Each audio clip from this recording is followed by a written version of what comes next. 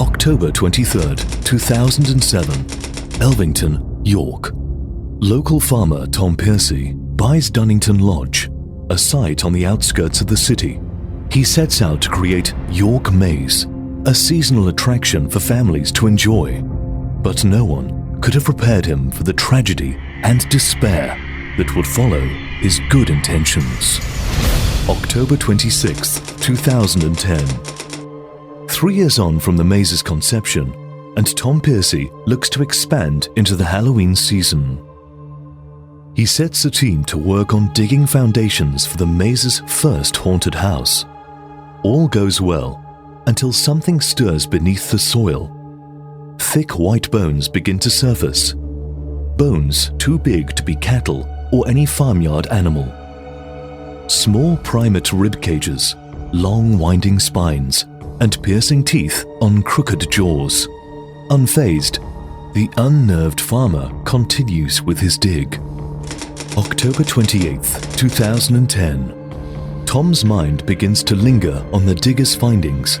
He begins to research the site alone. Finding nothing to aid his initial investigation, he retires to bed. 2:25 a.m. Tom receives a phone call from his night watchman. Tom, something's not quite right at the maze tonight.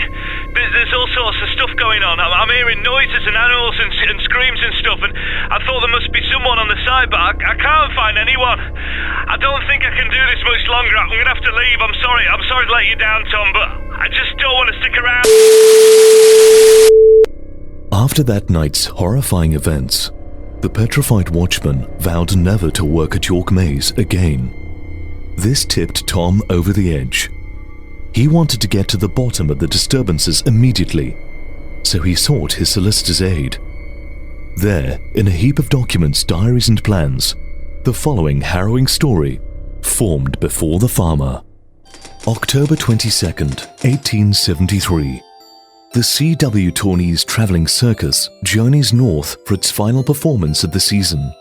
Led by their headstrong ringmaster, Mr. Charles William Tawneys, the troupe look to impress their new audience.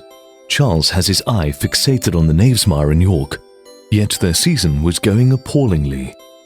Their master and commander had driven the circus into financial despair, for his obsession in experimenting with machinery and invention had cost him no small fortune. Steam-powered engines of immense complexity, concoctions, mechanisms, and a flood of new operators. A glimpse into the future, he would call it. A glimpse that would go overlooked. October 30th, 1873. 13 tickets are sold on the Knavesmire.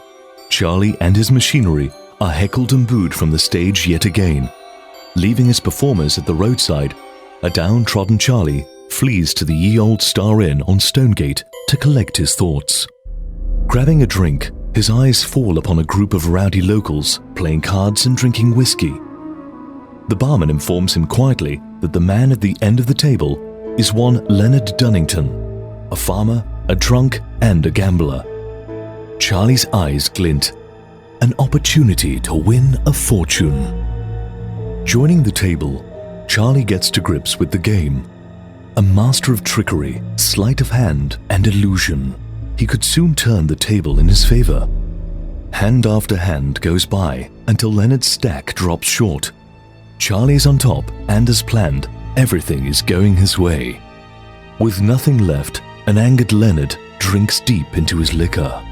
Charlie seizes his moment, a wager. He proposes to Leonard that if he is to win the next hand, the farmer must offer him and his circus lodgings for the winter season. If he is to lose, Leonard may take back all of his money, and he will never see nor hear of Charles W. Tawneys again. The deal is struck. One swift flick of his wrist, and Charlie had taken the game. His circus would have a home for the winter months. Leonard was left furious and fooled. October 31st, 1873. The troupe arrives at Dunnington Lodge. Leonard watches as a fleet of acrobats, clowns, animals, dwarves and freaks parade their way through his land. A huge tent is erected to house the animals for the season, and the circus troupe settles down for the evening. But old habits die hard. Much to the dismay of his performers, Charlie takes over the blacksmith's quarters to continue his work on his futuristic attraction. Leonard drinks himself into a bottle of whiskey in his barn. A laughingstock to his friends for losing the bet, company arrives. Corny, the circus's lead clown, joins him for a drink. Leonard spares no time in damning Charlie to hell, but Corny reveals that he too loathes the ringmaster, dropped as the headline act to make way for smoke, cogs, and metal. They drink on, united in their hate. A few sips more, and Corny lets slip the ultimate fumble of words. Charles Tourney is a cheat, a trickster, an illusionist, and a master of cards. With this, Leonard works himself into a rage. Grabbing his pitchfork, he sets off into the farmyard to get his revenge. Corny does his best to stop the frantic farmer, but in a blind surge, the pitchfork pierces his stomach. He dies in the barn as the first domino to fall and the catastrophe to follow. In his pursuit across the land, Leonard encounters his man. Despite his protests and his appeals to the angered farmer, Charlie meets his maker. Leonard's pitchfork slices through his throat, and gasping, he falls into a bloody heap. Leonard does not stop there. He hurls a lamp onto the nearby hay bale, his final act of madness. An inferno ignites. Flames engulf every tent, barn, and object in their path.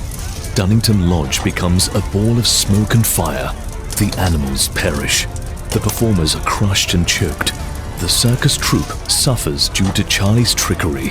Leonard makes his way through the fiery walls of destruction, content with his ultimate act of revenge.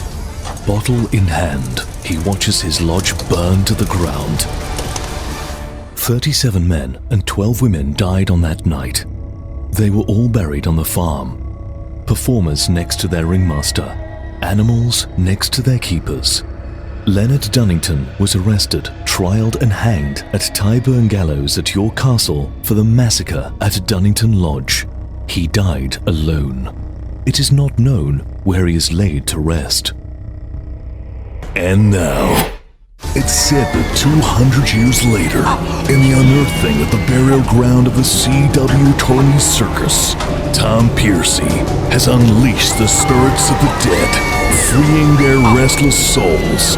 Whilst they remain quiet through the summer season, at Halloween, they return to walk the land, seeking revenge against their destroyer and anyone who will stand in their way.